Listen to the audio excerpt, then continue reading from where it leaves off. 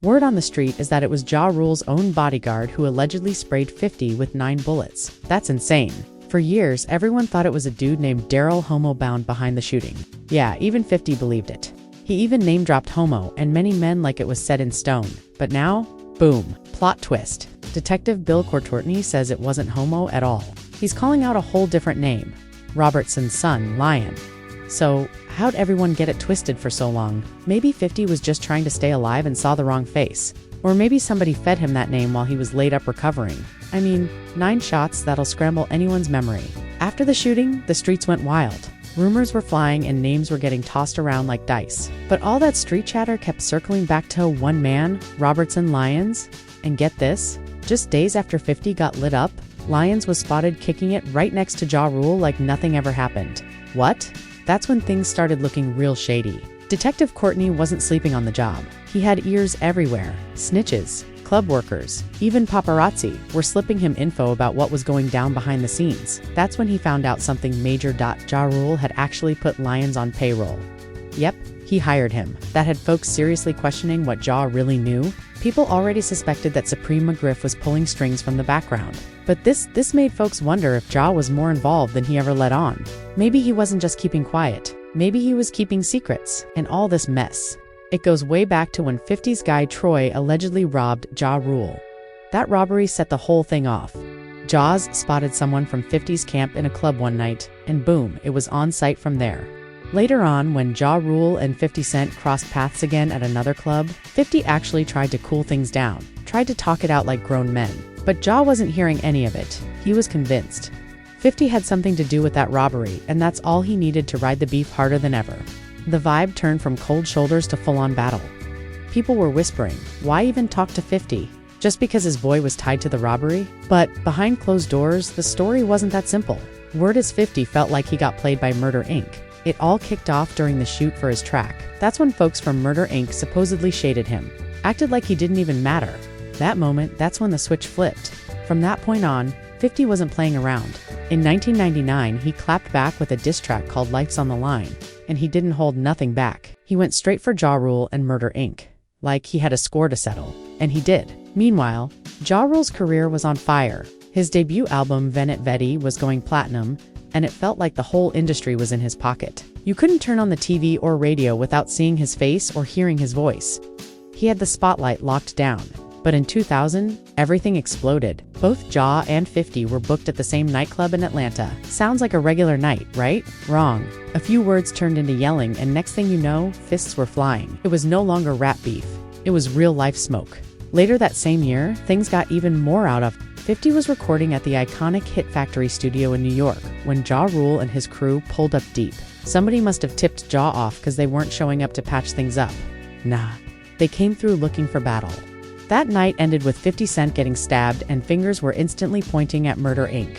From that point on, it was clear this beef wasn't dying anytime soon. From 99 to 2002, the tension just kept rising like steam in a kettle about to blow.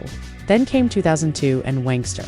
The whole game changed. The streets were saying 50 aimed that track straight at Ja Rule, and whether he did or not, the fans believed it. That song went crazy, shooting up the charts and landing at number 13 on Billboard. That's when Ja realized this wasn't just some rap drama anymore. He had a real threat on his hands. Murder Inc. wasn't about to just eat the L and keep it moving. They tried to flip the whole situation on its head. Irv Gotti, the top boss over there, threw out a wild claim. He said 50 Cent filed an order of protection against him and Ja Rule, basically trying to paint 50 as a snitch or some kind of undercover. That accusation had people talking. But 50, he clapped back immediately. He denied the whole thing and made it clear he didn't file nothing. And guess what the truth was? Yeah, there was an order of protection, but it wasn't from him. The police filed it on his behalf without him even asking. So, while the rumor stirred up mess, it didn't do much to mess up 50's street rep. But don't get it twisted, the battle was still raging. Right after that drama, boom, 50 got shot. And while he was out the spotlight trying to recover, Murder Inc. went full force. They were everywhere. Radio, TV, charts, you name it. They were owning it. Meanwhile, 50 was getting shut out. The industry blacklisted him like he didn't even exist. Folks didn't want nothing to do with him. They said he was too dangerous. It got so bad that 50 had to head up to Canada just to find a studio that would let him record. Ja Rule and his crew were convinced it was over. They thought they'd finally shut him down for good, and when 50 dropped that Guess Who's Back mixtape, it didn't go viral right away. Ja didn't even flinch. He thought 50 was still down and out. But then came the twist nobody saw coming. In 2002, 50's lawyer passed a copy of the mixtape straight to Eminem's manager, Paul Rosenberg, and when M hit play, game over. M was shook in the best way. That Up had raw energy, no filter, and straight heat. Eminem wasted zero time. He flew 50 out to LA to link up with him and Dr. Dre, and just like that, the game changed. 50 walked out of that meeting with a $1 million record deal. He was now officially part of Shady Records and His comeback wasn't just real, it was unstoppable. Now that 50 was rolling with M and Dre, he wasn't just a rapper from the block anymore. He was moving like a power player. And Ja Rule, he was pissed to him. Eminem backing 50 felt like the ultimate betrayal. So what did Ja's camp do next? They thought they could press Eminem too, like he was soft. Just a studio rapper with no street weight. They figured he'd fold under pressure. But what they didn't realize, M wasn't built like that. Trying to punk him was a waste of time. While Ja had heavy hitters like the Supreme team riding with him, Eminem Hottest's own wildcard, the Samoan gangs. Back in 2003, M linked with the legendary Booyah Tribe for their track 911, and if you listen close, M wasn't holding back. He made it clear exactly who had his back. Eminem dropped the line, "Everywhere we go, people know we roll deep," as 40, 50 some. And that wasn't just a catchy bar. That was a warning shot. He was letting everybody know he had serious muscle behind him, and it wasn't just for show. See? That 911 track wasn't just another feature. It ran way deeper than rap. The Booyah Tribe wasn't some random group of artists. They had real ties to the Sons of Samoa, one of the most respected and feared Samoan gangs out in LA. And if you know anything about them, you already know they don't play around. They might keep it cool and laid back on the surface, but if things pop off, they go all in. When provoked, it's not just a fight, it turns deadly quick. So, anyone who thought Eminem was soft or easy to scare clearly had no clue what kind of firepower was standing behind him. While Ja Rule was still trying to muscle his way through the beef, M had already made it crystal clear. He wasn't folding. He wasn't going to let anyone run him off or press him into silence. Then in 2020, Munja Booyah Tribe's own nephew spilled some serious tea. He said his uncles weren't just hopping on a track with M for clout. They were actually doing security for him. That's right. Slim Shady wasn't just out here protected by his rhymes. He had real street muscle backing him, and it gets even wilder. Eminem was getting extorted by the LA Crips at one point. This wasn't no mad-up rumor either. In the street world, they call it checking in. When a rapper or celeb touches down in a city with gang territory, especially LA, they're expected to pay respect or run the risk of things going sideways. Most artists check in quietly. The few who don't, they usually find out the hard way. But Booyah Tribe wasn't letting that happen. They stepped in, shut down all the extortion talk, and made it known nobody was going to mess with Eminem while they were around. That 911 collab, it wasn't just a banger. It was part of the real. 911 collab, it wasn't just a banger. It was part of the real. Life agreement that kept M safe while moving through the city, that track was backed by loyalty, protection, and street respect. This might just explain why Eminem never flinched. Not even when Suge Knight popped up. One wild moment went down during the filming of 50 Cent's legendary Indo Club video. Out of nowhere, someone shouted, "Suge Knight is here," and just like that, panic hit the whole set. And of course Suge didn't pull up solo. Nah, he rolled deep, about 30 dudes strong, allegedly connected to a Mexican gang. Straight intimidation tactics. Suge was doing what he always did, crashing spots uninvited, flexing his power, trying to remind everybody who ran the streets back then. Folks were scrambling, crew members ducking out, artists getting tense. But Eminem, he didn't budge. Dude outside, cool as ever. Like, what's up? No fear, no hesitation. He was just posted ready if things went left. And that wasn't even a one-time thing. Go back to the 2001 Source Awards, a night already known for being straight up unpredictable. M was performing with D12 and the whole vibe was tense. Normally, artists have their bodyguards close, right? Not that night. Suddenly, security rules got changed. Bodyguards had to sit away from the talent. It felt like a setup waiting to explode. But Eminem stayed locked in, focused, and calm. He wasn't about to get shook in front of the industry. That setup left M wide open, and Suge's crew wasted zero time moving in. According to Eminem's ex-bodyguard, Big Nez, everything turned sketchy real quick. A group of intimidating dudes in all red shirts started closing in. Clear signs they were tied to the Bloods. The same gang Suga had major ties with. Big Nas saw it instantly. He wasn't about to sit back and let something go down. He darted across the venue, pushing through the crowd just to get to M before things went left. In his own words, it was obvious. These guys didn't show up on their own. Sue sent them to rattle the situation. But, hold up. That still wasn't the wildest part. The tension between Eminem and Suge exploded again. And this time it wasn't at an award show. It was all the way out in Hawaii. According to Big Nas, they got tipped off with some serious intel. Suge wasn't just playing games anymore. He was allegedly plotting to hurt Eminem during what was supposed to be a chill private trip. This wasn't just rap beef. It was real-life danger creeping in. This wasn't just some phone threat or random tough talk. We're talking real danger. Word is Suge Knight sent over 50 men from LA all the way to Hawaii just to crash a chill gathering that was supposed to include Eminem, Snoop Dogg, and Dr. Dre. What should have been palm trees and good vibes turned into full-on paranoia. The second the jet touched down, everything flipped. Forget laying out on the beach or sipping drinks. M and his squad went straight into survival mode. It was go time. Bulletproof vests mandatory. And the heat stayed close. Nobody moved without a firearm nearby. It wasn't a vacation anymore. It was like a war zone wrapped in sunshine. The tension got so thick that even the Honolulu Police Department had to jump in. Officers were personally assigned to shadow M, Dre, Snoop, and even their wives. That's how serious it got. Local law enforcement was rolling with them everywhere just to keep things from popping off. At that point, this wasn't just a rap feud, it was something way darker. That whole trip went from island escape to a high-stakes standoff in a matter of hours. Everyone was on edge, checking every corner, watching every move. Suge Knight didn't just want to shake the room. He wanted to make a statement. And Eminem, he stayed ready for whatever every single second. No slipping, no letting the guard down later on. Big Nez laid out just how wild Hawaii really got. We thought it was going to be a vacation, he said, but the moment they landed, it was a full-blown crisis. Folks brought their wives and even kids thinking they were about to relax. But instead of a peaceful welcome, they got hit with straight chaos. As soon as they stepped off the plane, Honolulu police had to rush in like it was a VIP extraction. They grabbed the whole group, kids, spouses, everyone, and moved them into a secure transport van. This wasn't just an awkward trip. It turned into a tactical mission the second they touched down. Even with all that heat in the air, here's the crazy twist. If Suge Knight had actually touched Eminem, it would have sparked major fallout. Why? Because M was still being watched over by the same Samoan gang we mentioned earlier. And let's keep it real. Even Suge knew better than to cross the sons of Samoa. Suge might have had a rep for being ruthless, but when it came to them, he moved real careful.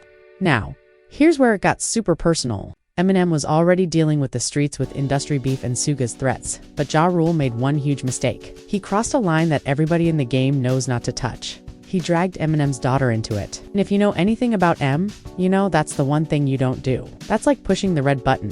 Everything blows up after that. The second Ja mentioned Hailey's name, it was game over. Eminem fired back with Hailey's revenge, and he did not hold back.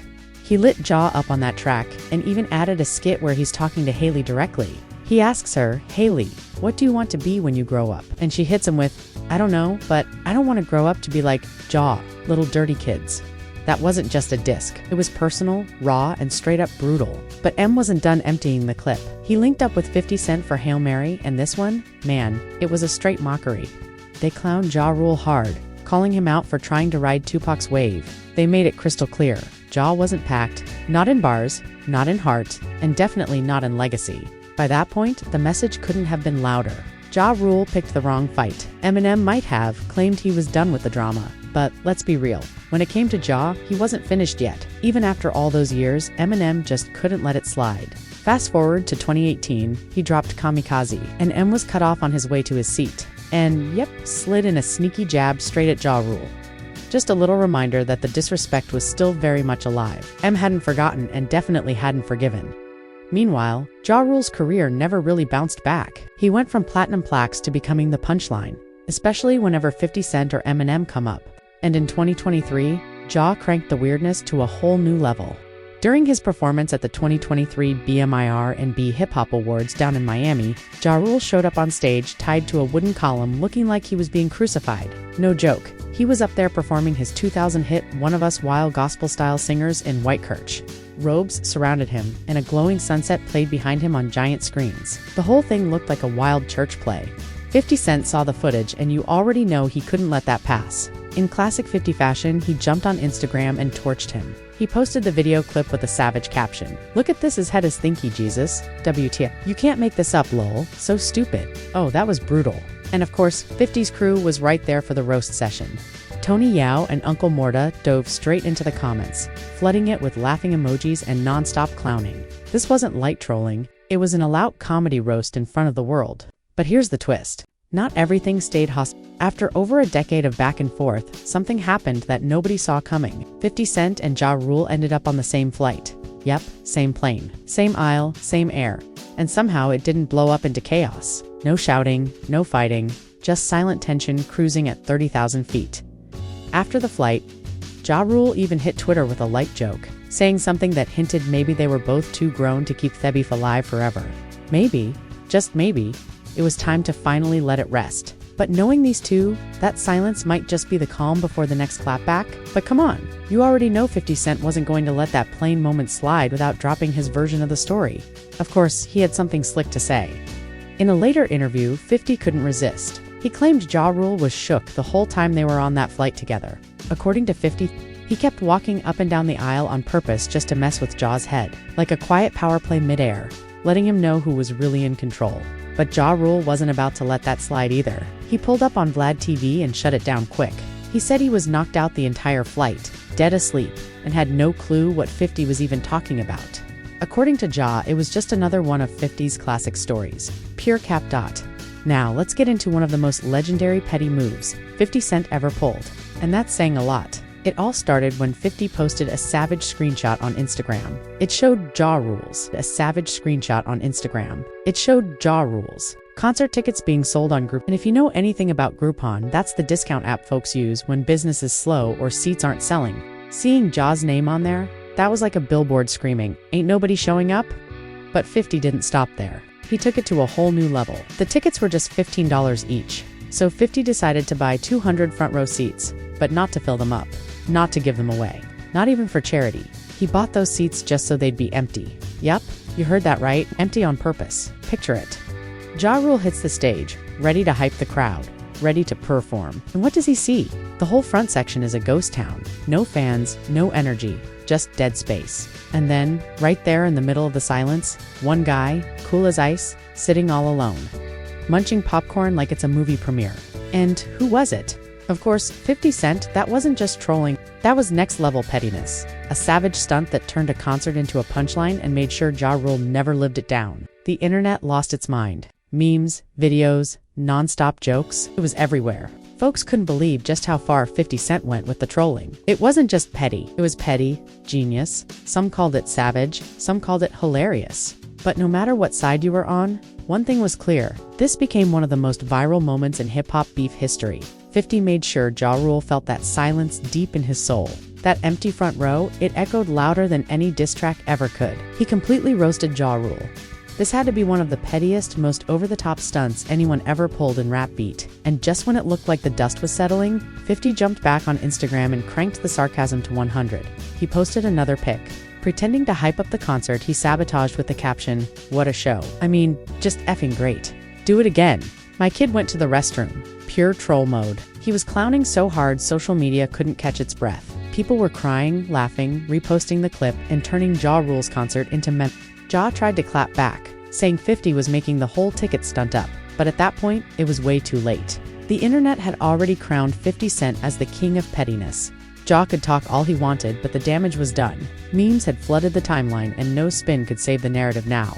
And 50, he wasn't about to stop there. He kept the disrespect rolling, not just online but in real life too. In one interview, 50 Cent delivered a savage moment that had people's jaws on Theffler. It started off innocent. The host casually asked if 50 was ever a fan of Ja Rule's music. Like, had he ever danced to one of his tracks? Awkward silence hit instantly. The interviewer tried to walk it back with a nervous no, realizing he might have just poked the beast. But 50, he pounced. No mercy, no chill. He clapped back hard, basically saying Ja Rule's whole career was cooked. He didn't sugarcoat a thing. He just laid it out like, that man's done. You could feel the tension through the screen. It was like 50 wanted to make sure the final nail got hammered in that coffin. He wasn't just trolling. He was making a statement. From diss tracks to petty Instagram antics to full-on real-world stunts, this beef became more than rap. It turned into a masterclass in strategic humiliation. And that's a wrap on one of the wildest, messiest, and most unforgettable feuds in hip-hop history. If you were locked in and loving this saga, make sure to like, comment, subscribe, and share this video with your crew. Drop your thoughts in the comments. Are you Team 50 or Team Ja Rule? Who do you think came out on top? And don't forget to hit that bell icon so you never miss another wild story like this. We've got plenty more coming your way. See you on the next.